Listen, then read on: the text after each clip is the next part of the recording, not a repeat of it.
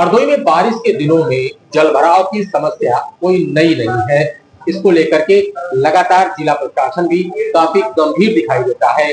अभी हरदोई के जिला अधिकारी ने थोड़े में ज्यादा स्वाद यही तो है इसकी खास बात। वाओ मामा, क्या स्वाद है। अरे मेरे राजा,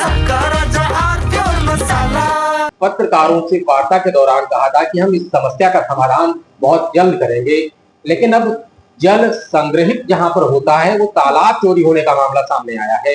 हरदोई से तालाब चोरी हो गए हैं और इस समस्या को लेकर के हरदोई कांग्रेस ने इस चीज को लेकर के आवाज बुलंद की है। इस समय हमारे साथ में आशीष सिंह जी हैं कांग्रेस से, उन्हीं से पूछते हैं कि आखिर तालाब चोरी का क्या मामला है और आप लोगों की तरफ से क्या आवाज बुलंद की गई है, आने वाले समय में इसको लेकर के क्या रणनीति है।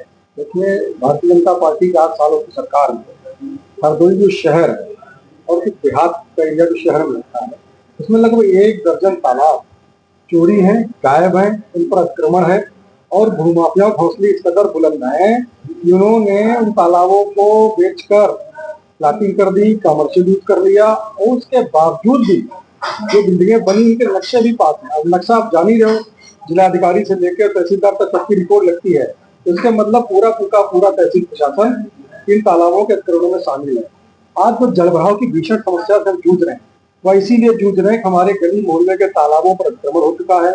वो कहीं न कहीं उनको कमर्शियल यूज हो गया, भूमाफिया उसको बेच चुके हैं। आप सोचिए, मुख्यमंत्री योगी आदित्यनाथ जी लगातार कह रहे हैं कि भूमाफियाओं के खिलाफ कार्रवाई करिए। माननीय सर्वोच्च न्यायालय ने भी आदेश पारित कर रखा है कि जो तालाब जिस मूल रूप में उनको वापस आना पड़ेगा, राज्य सरकारों को निर्देश है। तो यहाँ का प्रशासन न राज्य सरकार न माननीय सर्वोच्च न्यायालय के आदेशों को सुनना चाहता है, ना ही मुख्यमंत्री योगी आदित्यनाथ जी के आदेशों को पर चलना चाहता है और एंटी भूमाफिया की कार्रवाई सफेद हाथी जैसी साबित हो रही है। मुझे लगता है कि जो नए जिलाधिकारी, मुझे भी उनसे उम्मीद है और मेरा भी उनसे थोड़ा अनुनय है, थोड़ा विनय है आपके माध्यम से, कि 1 दर्जन से ज्यादा तालाब जनयोपयोगी तालाब हैं, यदि उनको हम मूल रूप में वापस ले आएंगे, भूमाफियाओं के अतिक्रमण से मुक्त करा लेंगे, तो मुझे ऐसा विश्वास है कि हम जलभराव की समस्या से हरदोई की जनता को निजात दिला पाएंगे। ऐसा इसको हम लोग कर रहे हैं और इससे पहले हमने उसमें आरटीआई भी डाली थी। 3 साल से तहसील प्रशासन हमसे यही कह रहा है कि भैया हमको तालाब ढूंढने नहीं मिल रहा। तो हमारे कांग्रेस के साथियों ने बड़ी मेहनत से 1 दर्जन तालाब ढूंढे हैं। यदि 1 हफ्ते 15 दिन में वो लोग इस पर नहीं करेंगे तो हम उन तालाबों के डाटा संख्या, रकबा और बड़ी तख्तियों पर लेकर तहसील में जाएंगे, कहेंगे साहब ये रहे तालाब, हम बरामद कर लाए और आप इनको अतिक्रमण करा दीजिए। तो मैं समझता हूँ ये राजस्व का भी मामला है और अगर डिप्लोमेटिकली देखें तो तालाब चोरी है तो कहीं क्रिमिनल ऑफेंस। अच्छा, भूमाफिया को लेकर के उत्तर प्रदेश सरकार लगातार योगी आदित्यनाथ के नेतृत्व में भूमाफियाओं पर कार्रवाई कर रही है, जगह जगह बुलडोजर ध्वस्तीकरण के काम हो रहे हैं। तो ऐसे में हरदोई में आप बता रहे हैं कि तालाब चोरी हो गए, भूमाफिया कब्जा कर लिए।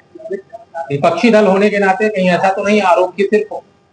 अगर आप इसकी भौतिक स्तरीय जांच करिए तो सत्यता सामने आ जाएगी। और सबसे बड़ा उदाहरण अभी दौरा जाना में 3 बच्चे डूबे तो भूमाफियाओं की कार्रवाई से हैं। लिपापोती करके छोटी गर्दन वालों को टांग दीजिए और जेसीबी डंपर वालों को मुक्त कर दीजिए। इससे बड़ी भूमाफियाओं के सपोर्ट का बड़ा उदाहरण नहीं है। तो लगातार कांग्रेस जो है हरदोई में गायब तालाबों की खोज में जुटी हुई है। जलभराव की स्थिति दयनीय है, बरसात आ गई है, जिला प्रशासन बारिश के दिनों में जलभराव की स्थिति को रोकने की बात कह रहा है। ऐसे में गायब तालाब कब तक मिलते हैं ये तो आने वाला समय ही बताएगा। हरदोई से टीवी9 के लिए कैमरा पर्सन अंशु धवन के साथ आदर्श त्रिपाठी।